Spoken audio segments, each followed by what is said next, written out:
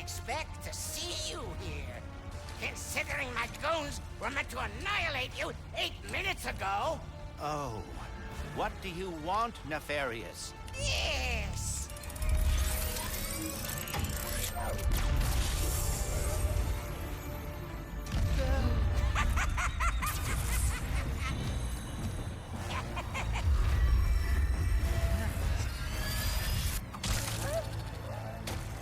Can't anyone print instruction manuals anymore? You know, at this point, what hasn't been said already about Ratchet and Clank these days? They're practically the unofficial mascot for Sony's PlayStation, and I feel that's more apparent as the years go on, as we continue leaping farther and farther into the future with next-gen consoles and their pretty graphics and solid-state drives and 60 frames per second gameplay. Although I'll be honest, buttery smooth gameplay is supreme. But Ratchet and Clank is one of those few franchises from the PS2 era that Sony still gives lots of love and attention to. And before you start, I already know someone in the comments is already typing away, "Boy, what boy? What about the glorious dad of war?" But no, we're not here today to talk about everyone's favorite Norse bearded Big Daddy. But one day, my sweet, one day. But look at every other IP exclusive to Sony from this era of gaming, and you'll see exactly what I'm talking about. Jak and Daxter, Sly Cooper, Shrek 2, Tak and the Power of Juju, the list goes on.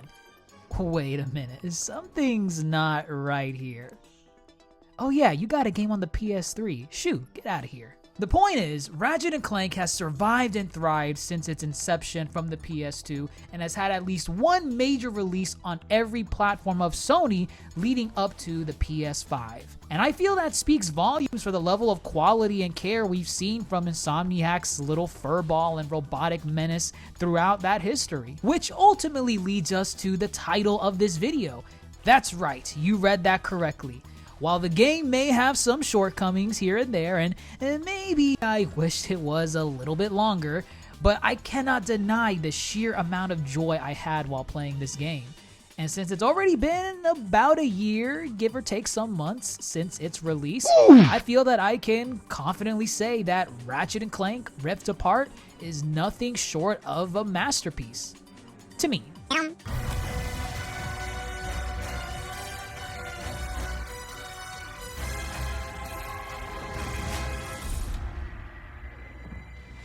But of course, what is a masterpiece without a kick-ass story? That's right, baby, time for that obligatory plot recap.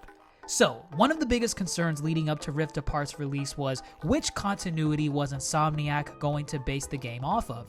You have to remember that at this point in the Ratchet & Clank release window, there was only Ratchet & Clank Into the Nexus released on the PS3 in 2013, and then the Ratchet & Clank remake released in 2016 that retold the story of the first Ratchet & Clank game from 2002. To varying degrees of quality. And then, well, that's pretty much it. Compared to the 4 games released in the PS2 era, that being Ratchet & Clank from 2002, Ratchet & Clank Going Commando, Ratchet & Clank Up Your Arsenal, and Ratchet Deadlocked, and then the 4 games we got in the PS3 era, that be Tools of Destruction, Quest for Booty, A Crack in Time, and Into the Nexus. We're not including the spin-offs, maybe some other day. Hopefully not. But the entirety of the PS4 era really only got one Ratchet & Clank game, so I can understand the concern on which continuity the devs were going to take with this new Ratchet & Clank game on the PS5. Thankfully, it was confirmed that Rift Apart would take place after Into the Nexus and would not pick up from the continuity left off on with Ratchet & Clank 2016, which might be for the best, honestly. But that was a big deal for the time because, like I said earlier, Into the Nexus released back in 2013 and Rift Apart was releasing in 2021, a whole 8 years in between each game. It doesn't help the fact that Sony never bothered releasing HD remasters for the PS3 collection of Ratchet & Clank games for the PS4 to, I don't know, maybe bring some people up to speed with the overarching plot that Rift Apart picks up from. But if the classic Ratchet & Clank remaster trilogy released on PS3 is anything to go by, it's probably for the best. And no, I'm not counting the PS Now streaming services of these games because It's bad, okay? It's bad! Anyways, the game kicks us off in a robot-filled dystopian city, which we see a familiar cat-like figure disguised as a fellow robot attempting to steal an infobot. We soon realize that this cat-like figure is not actually our familiar Ratchet, but rather a brand new Lombax into the series, Rivet. One thing leads to another, plans go astray, and Rivet has to make her escape. I feel like this short introduction does an excellent job in establishing the Lombax resistance and Rivet as a character. We can already tell that there is a problematic situation where robots are the leading force, seemingly, in this dimension, and any organic life forms are either on the run or have to live in disguise whenever they venture out in public. But this intro also shows us that Rivet, similar to Ratchet, is someone that, despite what the mission may entail, she's always going to be willing to lend a helping hand whenever she sees injustice. A great way of show don't tell. Meanwhile, in our main dimension, we get reintroduced to Ratchet and Clank proper as they are celebrating the Festival of Heroes at Megalopolis. It's quickly established that it's been a number of years since Into the Nexus, and the duo have not done anything heroic in quite some time. During the festivities, Clank hints that he has a gift he wants to present to Ratchet at the front of the parade route. However, good things never last, and the festival is crashed by the recently rebranded Goons for Less as a bounty was placed on Ratchet and Clank's heads. Clank soon reveals that he rebuilt the Dimensionator from their last adventure and wanted to present it to Ratchet as a gift so that he may begin his adventure in trying to find his missing Lombax species. Something very interesting happens in this scene where Ratchet seems to raise some concern on Clank going out of his way in rebuilding the Dimensionator, but before he is able to voice those concerns, the moment between the two is interrupted by none other than the nefariously nefarious Dr. Nefarious. From there, the heroes and villains scuffle, and the main journey kicks off once Nefarious decides to send them to a universe where he always wins. And I feel like this is a good time to really go into why I love this intro. I already voiced my love for Rivet's introduction earlier on, but I feel like Ratchet's also holds the same weight as Rivet's. Ratchet and Clank are already established heroes in their dimension, and it's clear that they're getting the fame and recognition that they deserve. But I like that they were somehow able to quickly and efficiently reconnect the plot threads from the PS3 Ratchet and Clank games into the current story arc. In case you didn't know, the majority of the PS3 Ratchet and Clank games centered around Ratchet's origins and the missing Lombax species, as since the PS2 era, it was made apparent that Ratchet was the only living Lombax in his dimension. And since Insomniac doesn't want to count Angela, then neither will I. Okay, this is a minor post-script edit that I wanted to throw in here regarding Angela. I thought the Angela joke was pretty clever and it was really funny, but as I was playing the post game of Ratchet and Clank, I decided to go back to the Zordoom prison to recover one of the Craigie bears that you need to collect to plat the game. And I went to the cells where you initially freed all the prisoners early on in the game, and Rivet had something interesting to say. Now, I didn't record this section myself, I wish I was, but I was not expecting this to happen. But basically, Rivet comments that the last time she broke out of this prison was with Angela. Now, this is something Insomniac keeps bringing back into the series over and over again.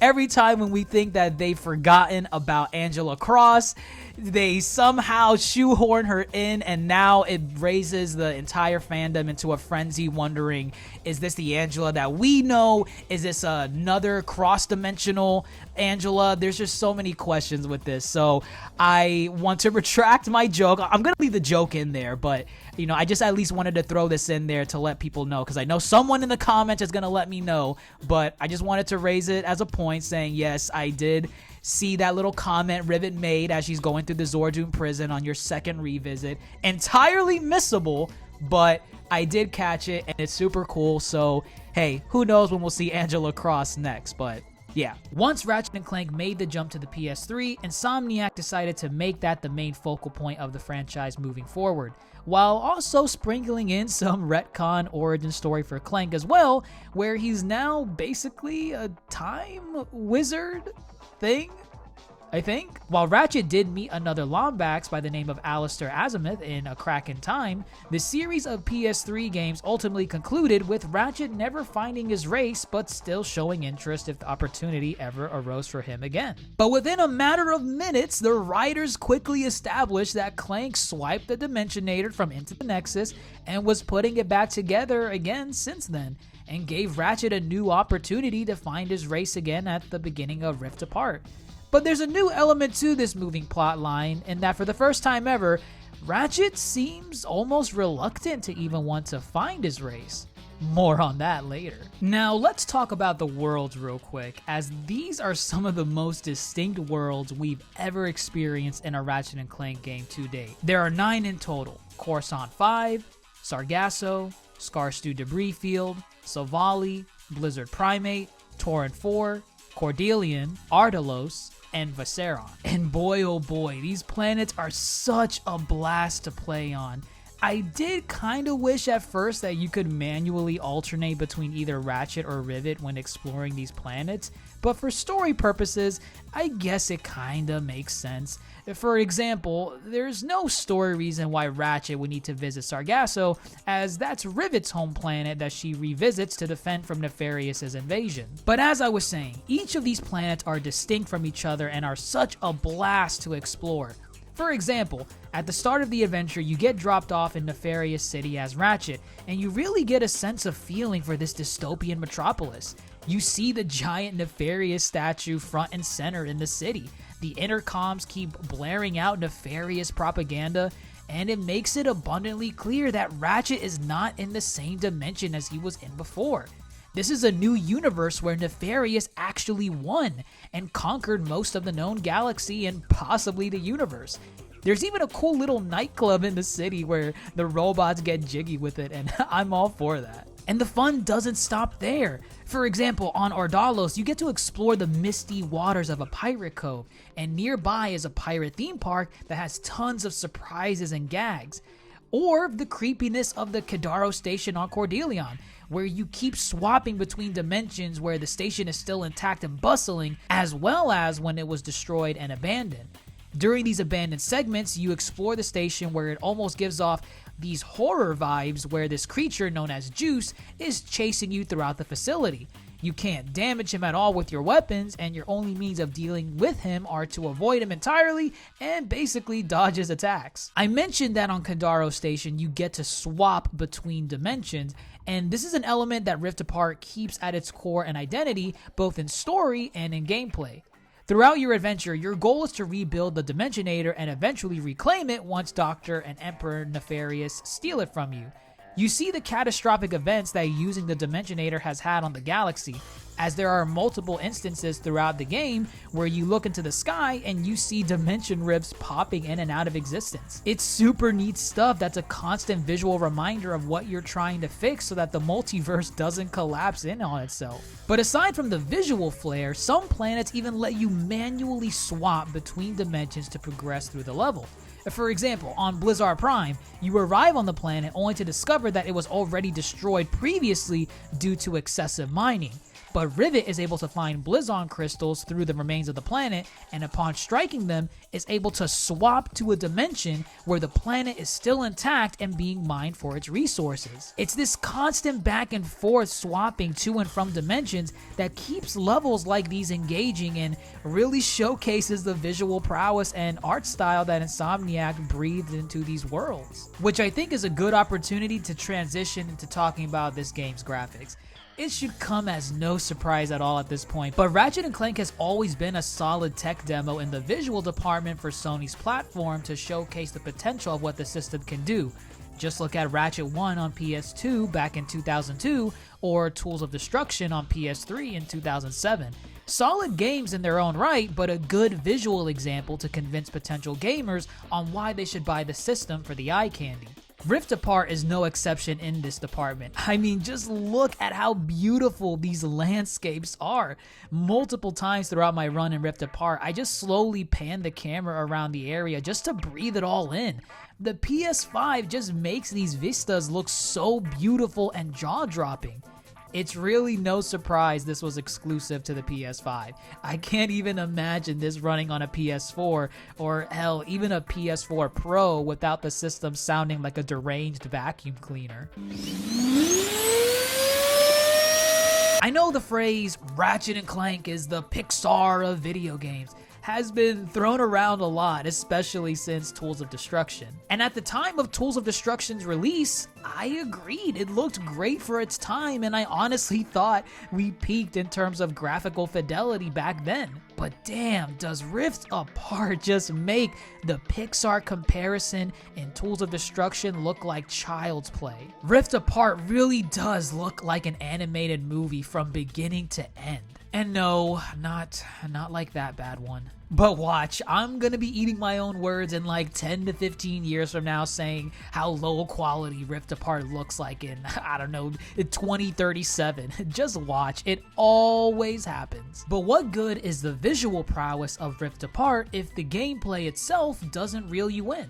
Well, I'm happy to say that the gunplay of Rift Apart is quite possibly the best it's ever been in the series to date, and there are new features in this game that I really hope get implemented in the franchise moving forward. For example, Ratchet and Rivet get access to the Rift Tether early on in the game, and with it, they're able to traverse vast distances almost instantaneously.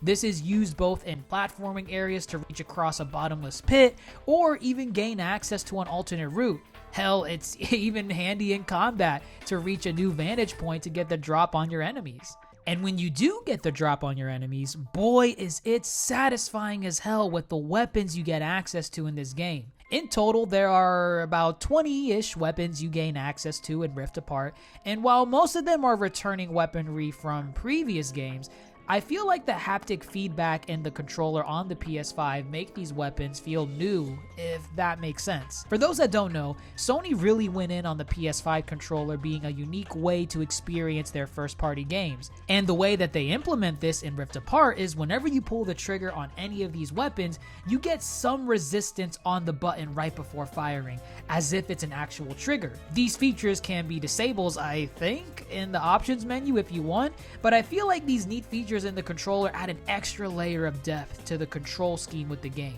It feels great firing each of these silly weapons that we've known throughout the series because each of them feels different when firing them with the controller. A series staple in the Ratchet & Clank franchise is the level up system associated with weapons, and this mechanic was originally introduced in Going Commando. And Rift Apart also has this for its entire gallery of weapons where you level them up from 1 to 5 and then beyond once you unlock challenge mode after you beat the game. However, I think I may be a bit critical on this as the weapon levels from 1 through 4 don't feel all that significant if I'm being honest. I know the levels actually unlock the raritanium routes in the vendor where you can actually upgrade the weapons in terms of ammo count, damage, AoE effects, stuff like that. But I kind of miss how each level in the guns from the older Ratchet & Clank games felt unique and different from the last, where you couldn't wait for the next level upgrade in the midst of combat. A level 3 bouncer felt way more powerful than a level 1 bouncer in the original Ratchet & Clank games. In Rift Apart, you only really see that when you get the weapon to level 5, where the weapon will actually get a slight name alteration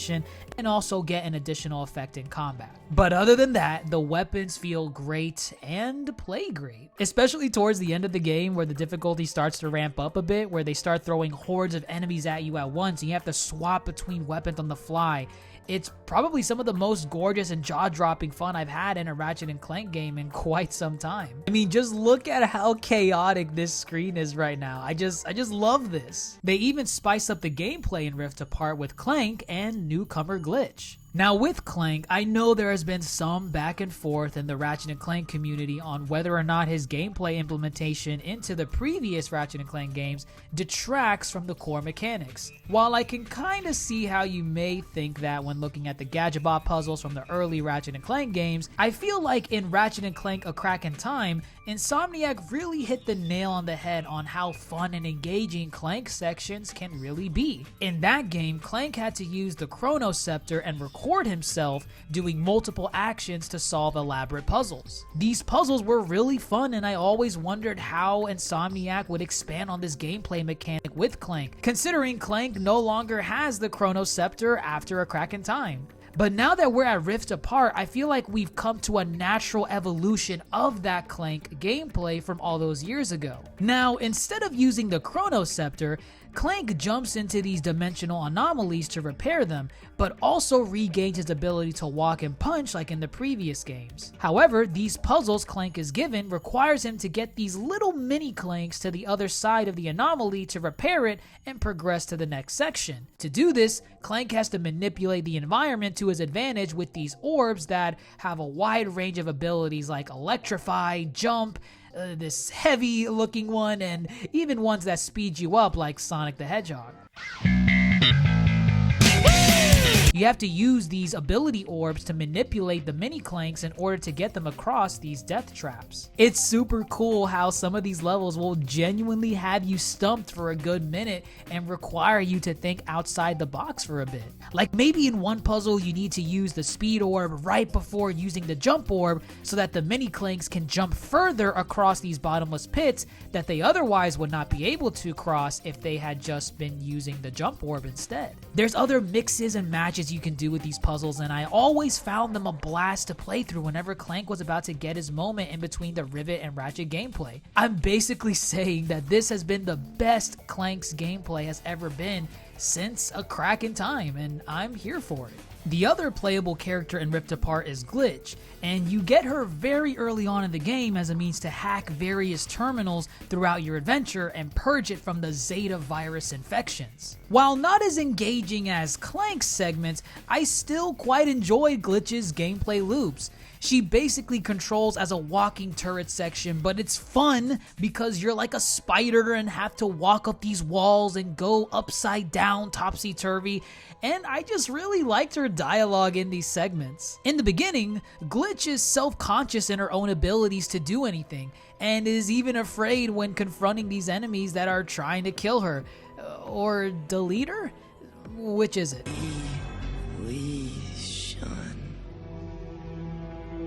Mega Man, data deleted. But anyways, by the end, Glitch is eventually able to overcome her insecurities and her own abilities and successfully destroys the Zeta Master virus. And with that accomplished, the threat of the virus continuing to spread was halted indefinitely. It's some pretty heartwarming stuff because you even hear it in Glitch's voice with how happy she is with this goal that she was able to overcome by just believing in herself. But with all that said, I think it's time to really cut into why I think Rift Apart excels into the masterpiece realm. And honestly, that's because of its story. I want to take a moment to reflect on this before deep diving Rift Apart's story, as I feel that this is an important talking point considering the tonal shifts the series has gone through for many years. Back in Ratchet & Clank's inception, one of the key aspects with the stories Insomniac told was the satirical tone it took with consumerism and capitalism in the Ratchet & Clank mythos. You see this as early as Ratchet & Clank 1, and Insomniac carried this theme throughout Ratchet & Clank's run on the PS2 all the way to their final PS2 game, Ratchet Deadlocked. It was part of what gave the series its identity and some of its best characters and villains, like Chairman Drek or even Captain Quark in his early days. Quite possibly, some of the best comedy moments are from the games in this specific era, as the satire just brought out this self-awareness you didn't really get from other games at the time. But once Ratchet & Clank made the jump to the PS3 with Tools of Destruction, that's where Insomniac started to take a shift in their storytelling, as they wanted to tell more of an epic tale and grand adventure, like with Ratchet trying to find the missing Lombaxes. It also marks the moment where the series started to tone down some of the more, adult themes from previous games to avoid that edgy T for teen rating and get the kid-friendly E for everyone 10 it up. You know, for babies. But on a more serious note, you started to even see this tonal shift in the main characters.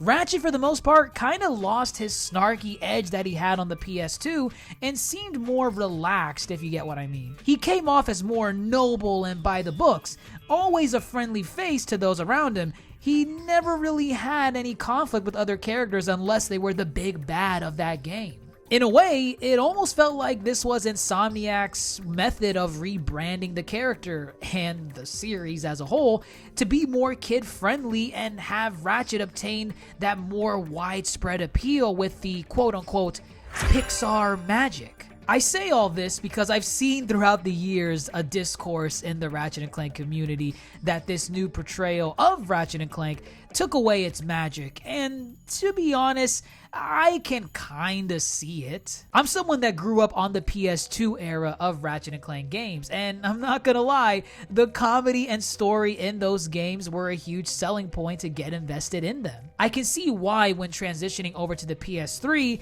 and getting more cinematic stories like A Crack in Time or Into the Nexus, it may have pulled some people away from what they originally enjoyed about the series. This becomes readily apparent when looking at Insomniac's reimagining of Ratchet & Clank 1 with Ratchet & Clank 2016, where they completely stripped away the satirical content from the remake and removed practically all of the internal conflict Ratchet & Clank had with each other. But to be honest, ignoring Ratchet & Clank 2016, and even having grown up on the PS2 era games, I actually enjoyed what the future branding of Ratchet & Clank tried to do on the PS3 and onwards. Insomniac wanted to tell more personal stories and expand on our heroes as we knew them. I really enjoyed A Crack in Time back in its day for the story that it told and the conflicting dynamic between Ratchet and Azimuth. Will my opinion change on these games if I were to play them as an adult today? Maybe, but I'll never know that until Insomniac re-releases these games as HD remasters on the PS5. Please, Insomniac, I'm begging you, I really want to play these games again, please. But I wanted to get that all out of the way because as a whole, I think Rift Apart is the perfect evolution of where that shift in storytelling back on the PS3 originated from, and I really enjoyed these elements in Rift Apart. As I mentioned earlier, throughout the game, you switch between Ratchet and Rivet for various planets. But I was excited whenever switching to Rivet more than Ratchet. Rivet early on encounters Clank when he gets separated from Ratchet after the Nefarious incident with the Dimensionator, and because of that explosion, Clank loses one of his arms and his legs retract into his body, practically making him immobile. Clank was essentially maimed and left in a helpless state, with his best friend nowhere to be found in a new hostile environment. In comes Rivet, where she helps Clank for the moment, but doesn't trust him immediately due to her experience with robots in her dimension. As the two go on, Clank tries multiple times to explain the situation to Rivet, but she refuses to listen to him, and for good reason. It's later revealed that while on a mission for the Lombax Resistance, Rivet was blindsided by a warbot and lost her arm in the scuffle, barely making her escape. She notes that for some reason, the robot didn't finish her off, and whoo, does this come back later. Anyways, as the two make their way through Sargasso, Rivet uncovers the visual feed through Clank and realizes he was telling the truth all along, in that he and his friend Ratchet are from another dimension with their own version of Nefarious. As the two make their way over to Zerky's gastropub to participate in some hella fun arena combat, Ratchet meanwhile arrives on Savali and encounters this dimension's Clank counterpart, Kit. Her demeanor and voice pattern mimics that of Clank to a T, with one key difference. Kit has this level of self-doubt about herself and her abilities to the point where she believes she would only hurt those around her and further insists that she would not make a good partner. Ratchet, being the stand-up guy that he is, makes a deal with her that in the event something goes wrong, which again he assures will not happen, that they will go their separate ways with no questions asked. Once the two are able to gain access to the dimensional archives, Kit reveals her true abilities as a warbot, and when Ratchet approaches her, she almost attacks him without a second thought. Once she calms back down, she explains to Ratchet that she was a creation of the Nefarious Empire and built to be a powerful weapon to keep the Emperor's galaxy secure. She soon realizes that she was being manipulated by the Emperor and fled her role in great shame after she severely injured someone on one of her patrols. I wonder who that could be. But then years ago, she exiled herself to the remote planet of Savali to keep others safe from her own destructive capabilities, and she further devoted her life to building and preserving knowledge in the archives with the local monk tribe. But our good boy Ratchet is not willing to take no for an answer, and he insists that Kit continue traveling with him as a team. She's surprised by this, of course, but she accepts and remarks that she will continue to try. It's this parallel between Ratchet and Kit and Rivet and Clank that I really enjoyed while playing through this game, as many of their story arcs mirror each other at key intervals. Both Ratchet and Rivet learn about their robotic teammates and their history, as well as vice versa, throughout the story in meaningful ways. For example, when Rivet and Clank venture to Torin 4, they need to find the Fixer in order to fix the phase quartz that was damaged back on Blizzard Prime. Upon booting the Fixer up, Rivet notices that he is behaving rather strangely, proclaiming that he and everything is broken and that nothing can be fixed. Some space pirates come into the fray, and the Fixer starts trying to destroy them with his giant mega laser beam, as well as trying to harm Rivet and Clank. This initiates a grind rail sequence, which, by the way, this is probably the best grind rail sequence we've had in the series today. I'm being dead serious with this. But while the duo is grinding on rails, the Fixer is continuously declaring the pointlessness of fixing and that destruction is their natural state. Throughout the level, the Fixer notices Clank's missing arm, and he proclaims him a fellow broken one that must accept his brokenness. Rivet, however, tells Clank that if he is broken, then so is she, and that they are an impressive force regardless of it. I mean, good God, I love this sequence. Rivet equating her missing arm to Clank's broken state and choosing to persevere in the face of that, regardless of what the world may tell them. It's just poetry. Yeah, it's like poetry, so if they rhyme.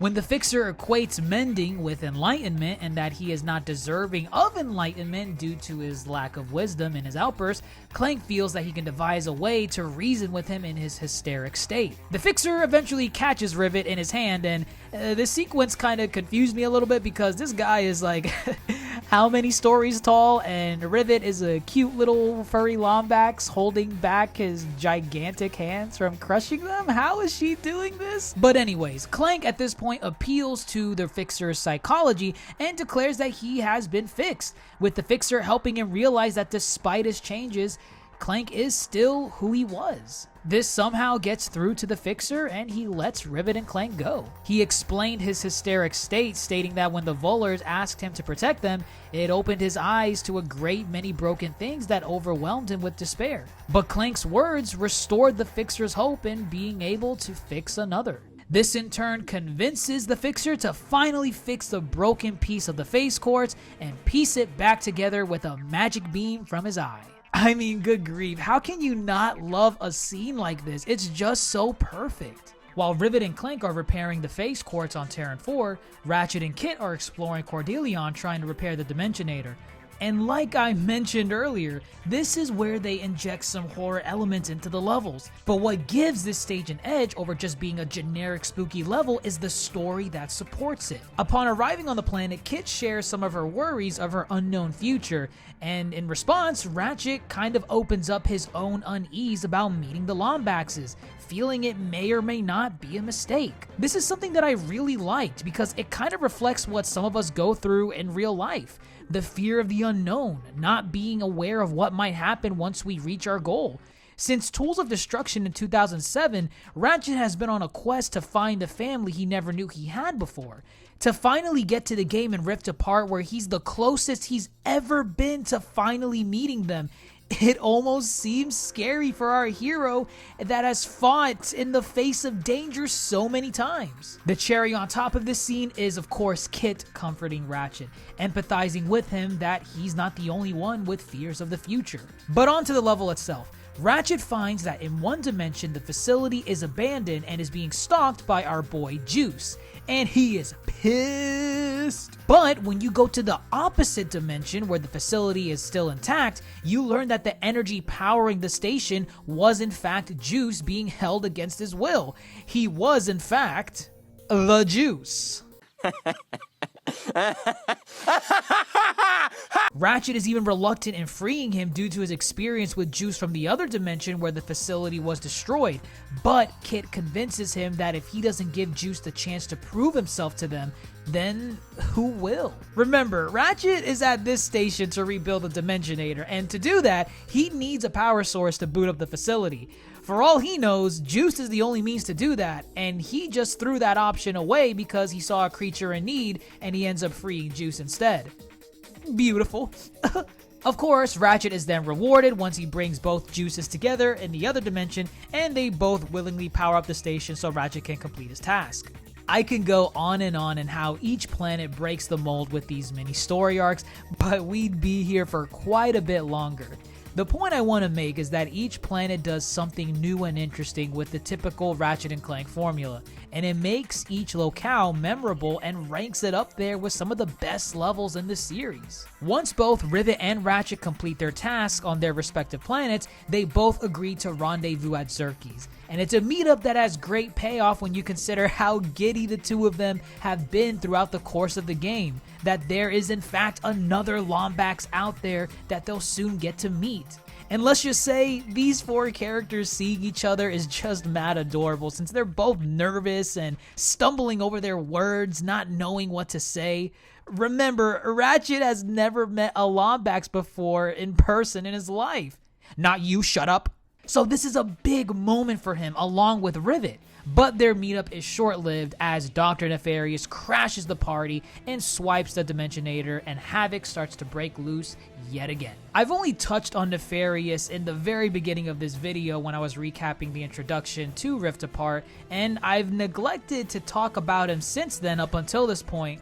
And it's for good reason, as I really wanted to dedicate a section to him exclusively. For the longest time, Insomniac has had this problem with establishing new and interesting villains throughout the Ratchet & Clank games, but they really hit a streak of good fortune by coming up with Dr. Nefarious in Up Your Arsenal. He was such an over-the-top villain that had some of the best comedy segments in the series up until that point, and I mean, if I'm being honest, even to this day. I believe there has been a misunderstanding. Secret Agent Clank is merely a fictional character I play on the Hollow video. Lies! Squishy lies! Oh, Len, I can't. It's not right.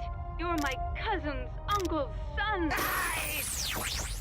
But Insomniac soon realized this and have been trying to make Nefarious the Dr. Eggman or Bowser of the Ratchet & Clank franchise, a reoccurring villain that comes up with new schemes in each entry, and the heroes have to team up once again to thwart his plans. The problem with Nefarious up until this point, though, was that Insomniac for years have been trying to force Dr. Nefarious' appearance in so many Ratchet & Clank games. He almost wears out his welcome with his tired jokes and one-note comedy bit. This is not more apparent than in Ratchet 2016, where they retcon Nefarious' origin story to ham-fist his appearance into Ratchet 2016. When Chairman Drek was supposed to be the main villain of that game. I say all this because despite Nefarious reoccurring over and over again, I feel that Rift Apart does his character justice, and the gimmicks with his character work so well in this game. Upon entering the new dimension with Ratchet, Nefarious soon realizes that this universe was already conquered by his dimensional counterpart, Emperor Nefarious, and while the two characters are similar in design, their posture and demeanor vary drastically. For example, Nefarious, since his inception, has always been a character always hunched over, sniveling and scheming on how he will defeat Ratchet & Clank with his new plans. He has this posture that just oozes evil scientist that rarely sees the sun, and is always losing his temper whenever things don't go his way. Then transition over to Emperor Nefarious, a Nefarious oozing with confidence, straightened back, an overconfident attitude, and a slight British accent. If his voice sounds familiar, that's because Emperor Nefarious is portrayed by the glorious Robin Atkin Downes, which if you guys don't know who he is, chances are he's likely voiced some character in one of your favorite video games. Except you, Talbot. No one likes you. Go away. The two Nefariouses end up teaming up with each other, and their different attitudes clash in ways that are absolutely hilarious. You have scenes where Dr. Nefarious is acting over the top and zany, trying to kill Ratchet, but then comes Emperor Nefarious and cuts straight to the point, almost getting annoyed with the mannerisms of Dr. Nefarious, a fact that the good doctor slowly starts to realize as the story goes on. Emperor Nefarious is such a more dastardly villain than Dr. Nefarious ever wishes he could be, and his hunger for power is not satisfied from the mere fact he already conquered his current dimension. But he soon decides it's time to expand his empire across all dimensions once he acquires the dimensional map later on in the story. But before any of that happens, Emperor Nefarious uses the Dimensionator to initiate an all-out assault on Sargasso, Rivet's homeworld, and you get to play in this epic defensive battle to make sure that it doesn't fall to the likes of Nefarious. The warship you destroy from this battle even remains in the scenery when you leave and revisit Sargasso, a token reminding you of the epic battle you had, and it's an attention to detail that I can always appreciate in a game like this. Meanwhile, Ratchet meets up with Captain Quantum on Ardalos, the pirate theme park area mentioned earlier. While the theme park element was funny to experience, what really sold me was the dialogue between Ratchet and Captain Quantum, this dimension's version of Captain Quark. While at first glance Captain Quantum seems about as cowardly as Captain Quark, he doesn't have the same confidence in himself as being a hero when compared to Quark. It isn't until Ratchet remarks that his own universe has a version of Captain Quantum, and he starts describing him, that we start to see a development in Quantum. Ratchet mentions that Quark, despite the flaws in the numerous times he's betrayed our heroes, Ratchet still acknowledges that at the end of the day, Quark never stops trying to be a hero in spite of his flaws. This in turn awakens Quantum to the realization that if he has a dimensional counterpart that is a hero, he can be one as well. And we see an act of selflessness when Captain Quantum saves Ratchet once Nefarious enters the scene with the Dimensionator. But this right here, I feel, is where the story hits an emotional high, once Ratchet and Clank return to Savali to prevent Nefarious from acquiring the dimensional map. During this sequence, Kit starts to piece together some bits and pieces of Rivet's backstory, and starts to realize she may have been the one to cause Rivet's injury to her arm. There were multiple occasions where Kit could not summon the words to reveal this to Rivet, or they would get interrupted by something else mid-sentence. But in an effort to prevent Nefarious from acquiring the dimensional map, Kit realizes she has to use her Warbot form and at least try to step in and intervene, even if it means destroying the budding relationship she was having with Rivet. And honestly, I feel like words cannot do this scene enough justice. I want to show this scene on its own for you. Run! This is our last chance to stop him! Sorry.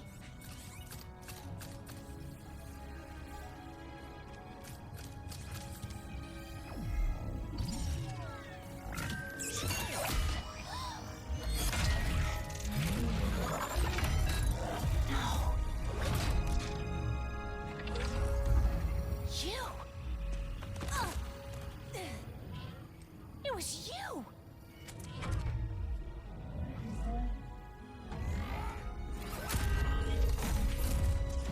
Like, this hurt, man.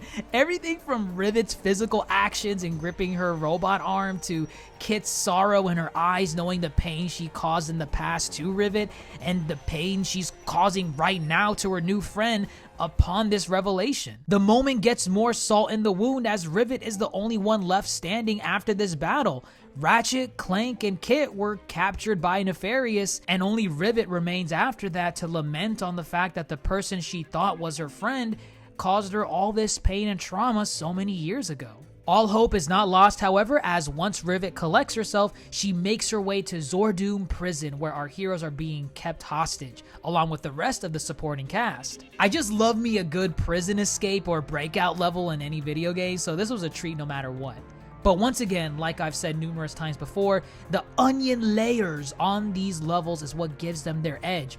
Rather than being a simple prison break scene, it also serves as development for Rivet to learn to forgive Kit and recognize the effort that Kit is trying to do in order to be a better person. Rivet early on rescues Clank, and from there, the remainder of the level is trying to rescue Ratchet and Kit. Throughout the level, Clank learns of Rivet and Kit's past and implores Rivet to at least see if she can try and forgive Kit for what she did in the past. And Rivet, realistically so, responds by saying that she doesn't know if she can ever forgive Kit, but she knows the right thing to do is to save her now, and nothing is going to stop her from doing that. I also want to mention that Rivet ends up freeing the Goons for Less thugs that have been attacking you throughout the game, and they ultimately side with you in attacking Nefarious' forces, both in the prison break scene and in the final battle. I just really like that attention to detail because they could have easily just had the goons attack you once you freed them, but no, these guys appreciate a friend when they get one, and now they're fighting on your side. Anyways, back to the prison. Once Rivet frees Ratchet and Kit, Clank informs Ratchet to give Rivet and Kit some time alone, as it was made abundantly clear throughout the prison that the two needed some time to air out their grievances. Once the two are alone, Kit immediately declares she is going back to Savali and regrets leaving her isolation. Rivet is aggravated that Kit is deciding to leave them at such a critical time in their efforts to stop Emperor Nefarious and save the dimensions. But Kit tells Rivet that she is truly sorry for the pain she has caused her and reiterates that she is not fit to be anyone's partner, a statement that she repeatedly told Ratchet throughout their adventures together. But Rivet responds in frustration at Kit's self-defeating attitude and asserts that things could have been much different for the two had Kit not been so afraid. And this next line really hurt me because Kit basically becomes so distressed that she exclaims to Rivet that no one properly understands how broken she truly feels. And that's that. The two part ways on bad terms, and we don't know if we're going to see them at the end of the game. I think it's important to mention here that this type of character arc has been something that Insomniac, for the most part, has been afraid to touch upon for the last several years in the Ratchet & Clank franchise.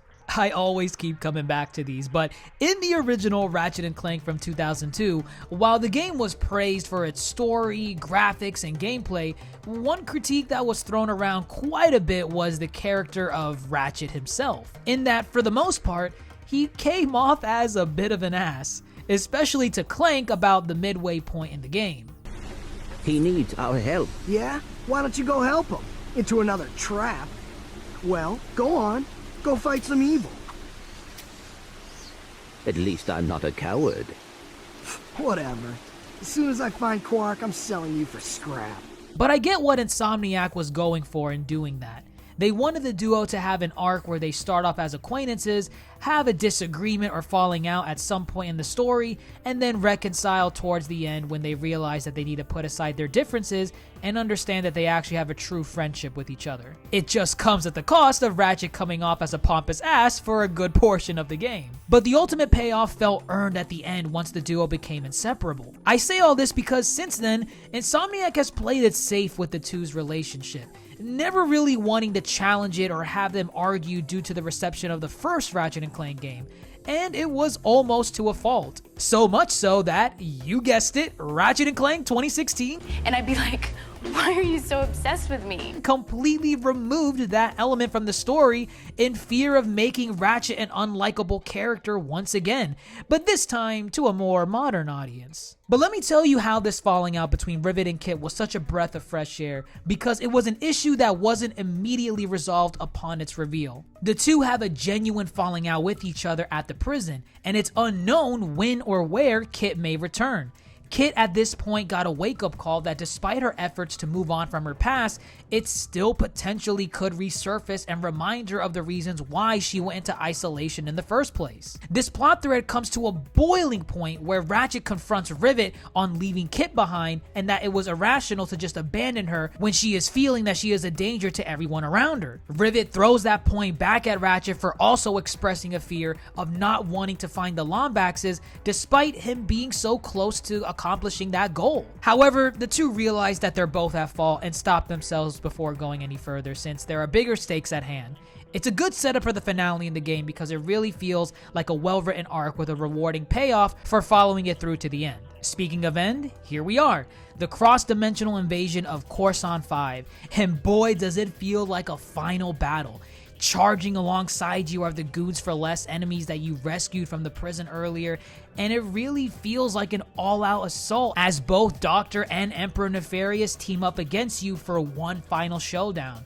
Even Quark and Quantum lend a helping hand and get a moment in this game, and it's just funny seeing them together as they assist in the final battle. You face off against this Imperial power suit as it continues to rip apart the dimensions, and the chaos around the city truly reflects that. It even progresses to a point where you venture inside the machine itself and have to destroy it from the inside out. But all is not won yet, however, as now Emperor Nefarious emerges from the rubble, albeit from after having roughed up Dr. Nefarious for quite a bit. And he's finally here to have his one-on-one showdown with Rivet.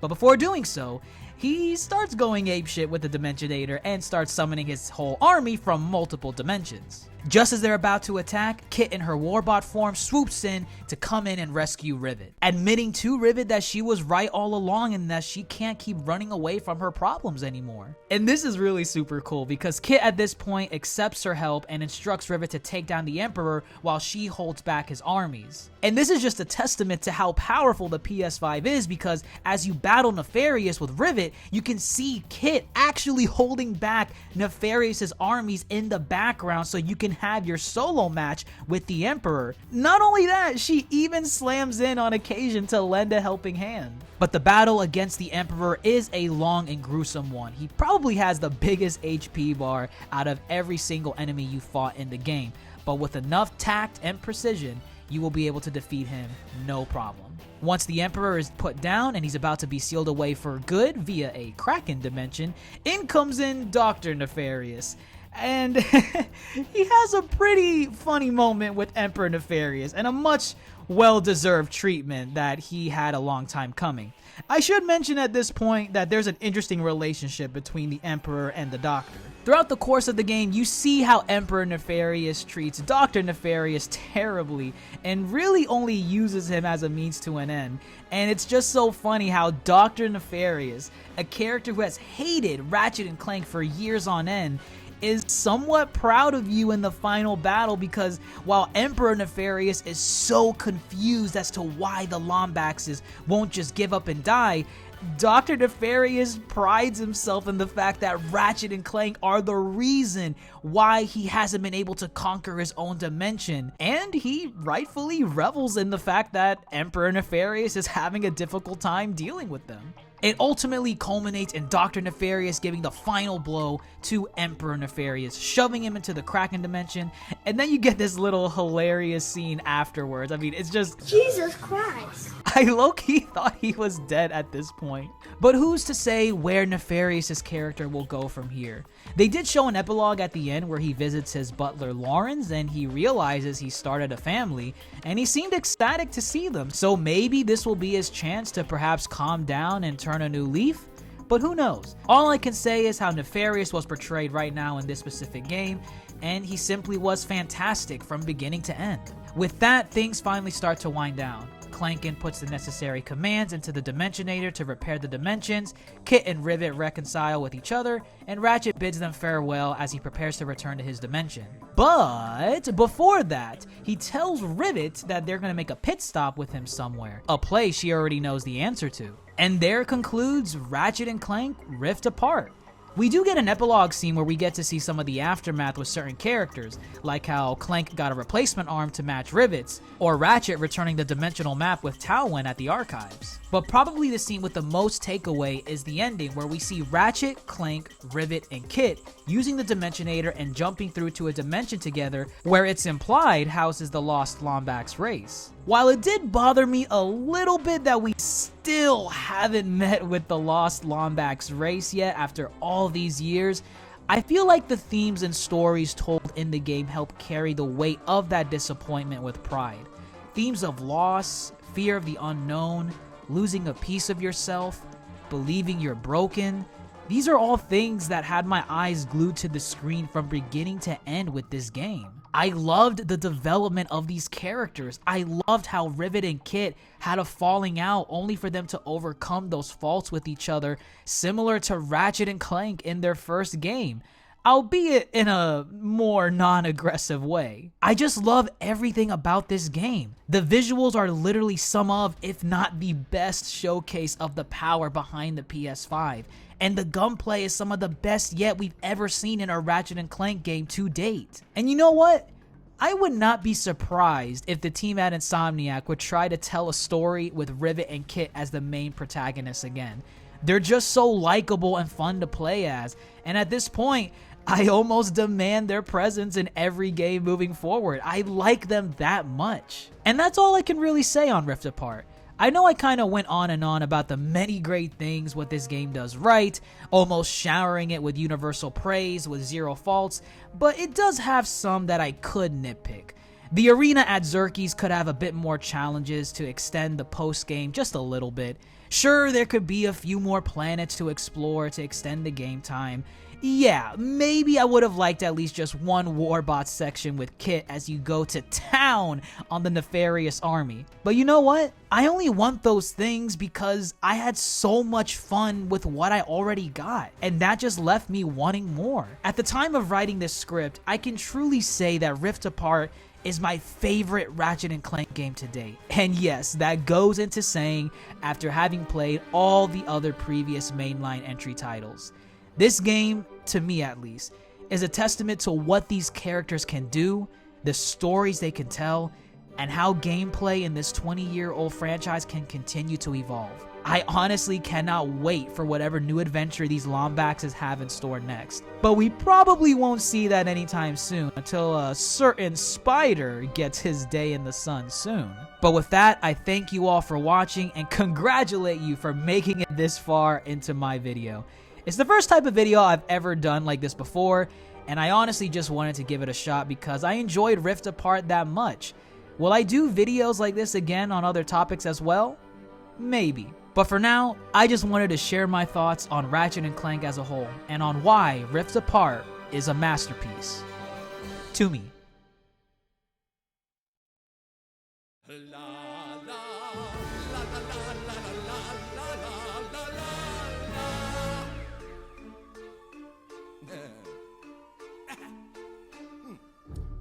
Alone at last, stuck at the top.